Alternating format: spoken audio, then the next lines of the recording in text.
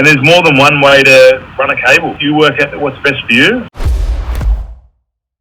It's really about distributed leadership. In football or particularly soccer, when you see a professional soccer team play, they stay in their position and they move very little, but when the ball enters their space, they're not rushing towards everything and all that sort of thing. And I think if you've got the right team, if you empower those team members to have distributed leadership so they take on responsibility for what they're doing, planning their day, they're going to do a better job of it than you are because they understand it intimately. And it's being able to have that level of measure of trust and also building your team members up to take on that responsibility. If you try and micromanage, all I see is people switch off. They're not thinking about the job. I really agree with that. And it's evident with the apprentices that go through Guymea TAFE, which is the TAFE in our local area. They all kill it. They're absolutely murdering TAFE. They're forced to problem solve. I'm not always on the phone. I'm like, no, work it out yourself. If there's something you might muck up, ring me, but have a think about it, because I think as tradesmen you become really, really good problem solvers in all aspects of your life, and there's more than one way to run a cable. You work out what's best for you, and once you do it one way, you might work out there's a more efficient way later, and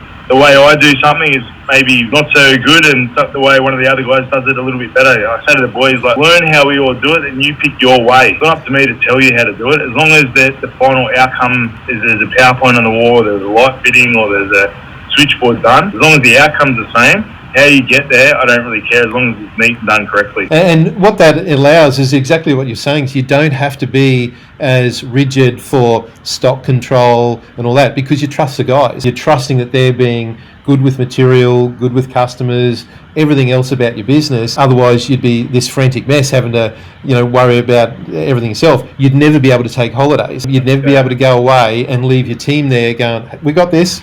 Yep, you go, enjoy yourself, we got this. And that's what you want in a team. Yeah, I agree with that. And I say it to a lot of my mates. I say, small business will consume you if you let it. Yeah. We all start a small business to earn good money and have freedom. But how many of us do have freedom? It's because a lot of guys are micromanaging their business. You don't need to.